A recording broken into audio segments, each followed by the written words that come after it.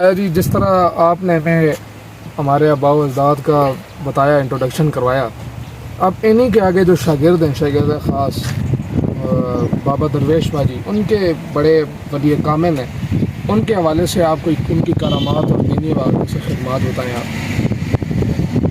میاں درویش جو ہیں وہ اس علاقے کے ولی کامل اور مادرزاد ولی تھے۔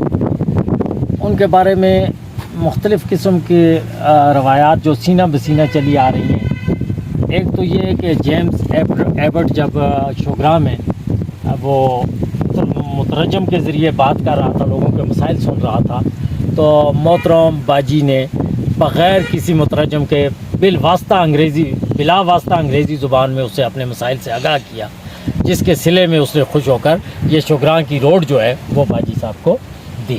ان کی دوسری کرامت یہ ہے کہ ادھر سنگڑ میں دو بھائیوں کے درمیان جھگڑا تھا کہ میری حد یہ ہے زمین کی اور میری وہ ہے۔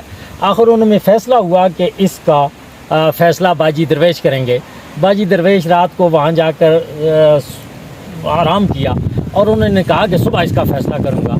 اللہ کی شان کہ صبح اس زمین کے اندر سے ایک بہت بڑی اژدہا نکلی اور اس نے زمین کو دو حصوں میں تقسیم کر دیا، اور باجی درویش نے کہا کہ یہاں سے ادھر ایک بھائی ہے اور ادھر دوسرا بھائی ہے، اس کو آج بھی وہ لوگ درویش باجی والی کسی کہتے ہیں، اس وقت بھی موجود ہے۔ اور اس کے علاوہ جو ہے ایک مرتبہ سنا ہے، ان میں سے کچھ لوگ اب بھی زندہ ہیں، کہ سکندر مرزا یہاں سے گزر رہا تھا اور اس نے باجی کو سلام نہیں کیا، تو جب باجی وجد کے عالم ہوش میں آئے، انہوں نے فرمایا ملک کا صدر یہاں سے گزر گیا؟ انہوں نے گزر گیا۔ اس نے درویش کو سلام نہیں کیا تو وہ جو ہے وہ گدی کے پاس، پل کے پاس سے پہنچا تھا کہ باجی نے اللہ کہہ کر زمین میں اپنی عصا جو ہے وہ گاڑ دیا اور اس کی گاڑی وہیں پہ رک گئی۔ جب وہ گاڑی کو آگے کرتے گاڑی بند ہو جاتی، جب پیچھے ہٹاتے تو وہ گاڑی سٹارٹ ہو جاتی۔ اس وقت پولیس کا جو افسر ہوتا تھا اسے کپتان کہتے تھے، کپتان نے کہا کہ یہاں ایک مجذوب ہے اور آپ نے اس کو سلام نہیں کیا۔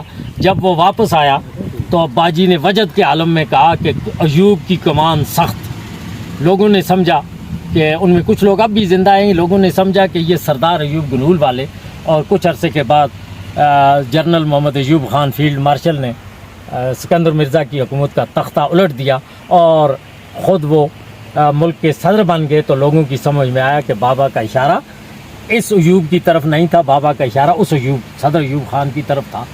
اس کے علاوہ یہ کہتے ہیں کہ حضرت غوث زمان پیر مہر علی شاہ صاحب نے اپنی کتاب میں لکھا ہے کہ میں پورے بر صغیر میں پھرا ہوں، میری گاڑی کو کسی نے بزرگ نے نہیں روکا، ہاں کھولیاں میں وادی کاغان میں ایک گجر بابا نے میری گاڑی کو روکا ہے کرامت سے۔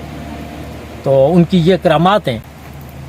کتاب میں بھی واقعہ ان کی کتاب میں بھی یہ واقعہ پیر مہر علی شاہ صاحب کے ایک رسالے میں یہ واقعہ موجود ہے۔ اچھا سامعین دیکھیے، جس طرح سوچیے آپ کہ ان کے شاگردوں کا اگر یہ عالم ہے کہ وہ جنرل ایوب خان کی جس طرح کرامت سنائی، جو شاگردوں کا یہ عالم ہے، تو پھر استادوں کا کیا عالم ہوگا۔ آپ ادھر سے حساب لگائیے۔ کسی کے ساتھ ہمیں اجازت دیجیے۔ فی امان اللہ، اللہ پاک سب کو سلامت رکھے۔